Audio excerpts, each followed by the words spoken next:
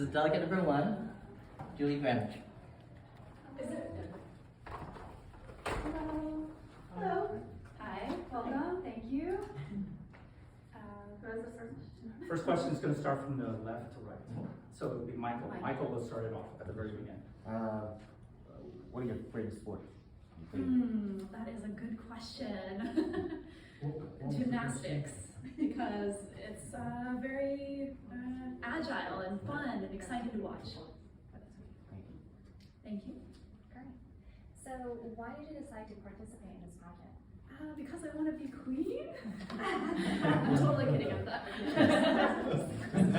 Thank you. Tell me about what excites you most in life. Being here right now, I'm so happy to be here. Very grateful. Maybe I should, actually, they'd probably say something like... More elaborate. Yeah. But you are replying with one sentence. Yeah. Generally, they prefer to reply 3 to 4 sentences.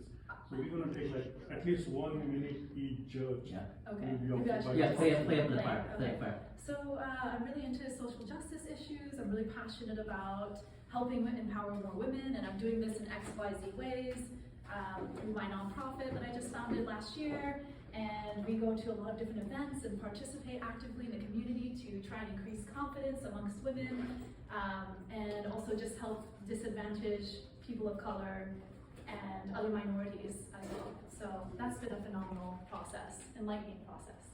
Thank you. And what do you feel is the most impactful part of social media and our youth today? That's a really great question. I think fundamentally social media can be used for good, but unfortunately sometimes it can also have very damaging effects as well. So I think the best part though is like it can be very uplifting. I follow a lot of really awesome influencers who are all about, let's say, empowering women, the social justice issues, climate change, all of these things that are really powerful and impactful. So I think it's just, if you self-select more positive influencers and also, I guess, watch really uplifting news, like Upworthy, then it can be really beneficial and impactful. So thank you. Cool. Let's say that money was not a concern in your life, you didn't have to work and everything would get paid for. What would you do with your time? Ooh, that is such a good question too, actually. It's something I'm thinking about deeply, I think. I think I would always do something where I'm actually giving back to society. I don't think I would really enjoy being in like the corporate career ladder forever and ever and ever, unless if it's like corporate social responsibility or something more impactful. And shouldn't say but ultimately, I should dig. Ultimately, yeah, just doing something very impactful, helping out in the community and doing some like nonprofit work all the time. Thank you. Yeah, thank you.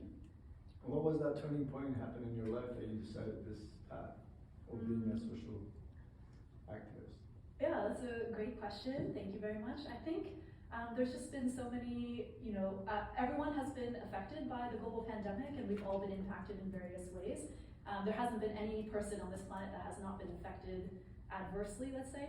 So I think fundamentally, life has changed the way that we know it. And for me, as a remote tech worker, I've been able and been very grateful to work remotely, but it's not something that I feel like, let's say, I really want to do something more for the world, right? Because there are so many people suffering and whatnot. And so whatever way that I can help would be, yeah. So I just have to figure out what that is. But I think the delegates will actually they actually have something very specific they're already doing, so yeah. Thank you. Okay, Smita. So you have accomplished so much in your life. Would you share how do you manage your time so that you can do different things? Ooh, that is a great question. Thank you, Lena. Oh, Lena, I'm sorry. Excuse me.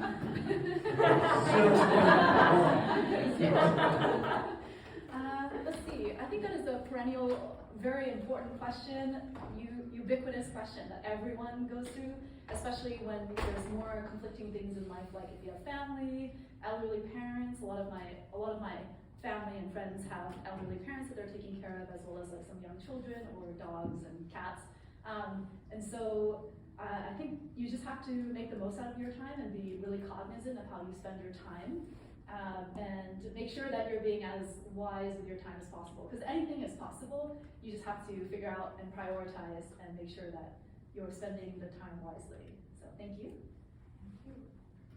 What is the most difficult obstacle you ever encountered in your whole lifetime and how you dealt with it? Yeah, that's a great question, doctor. So, so I have actually suffered from severe asthma in my life, and was at the point where I could barely walk about 10 steps or so, and so ultimately I had to really figure out what that meant for me and how to become stronger physically and more capable as a person and a human being in general. So I think that was the personal struggle that was the most challenging in my life, but also many others in various ways, and just built more resilience through these obstacles, right? So thank you very much.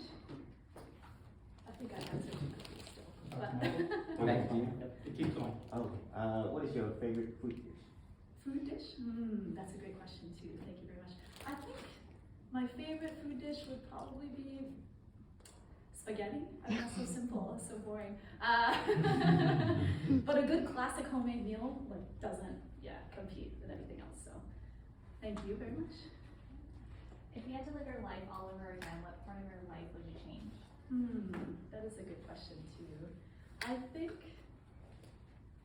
I don't like to live life with any regrets in general, but fundamentally, if I could do things different, I spent a couple years in Japan, so I probably would do that again.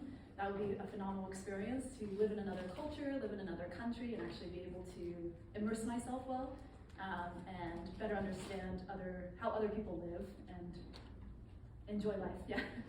Thank you. Where do you see yourself in 10 years?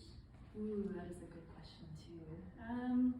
Hopefully, as the last few questions that we asked, probably running some kind of nonprofit or really being active in the community, local community, and helping out that way. Or corporate social responsibility, that would also be really nice. Thank you so much. That's good, Judy.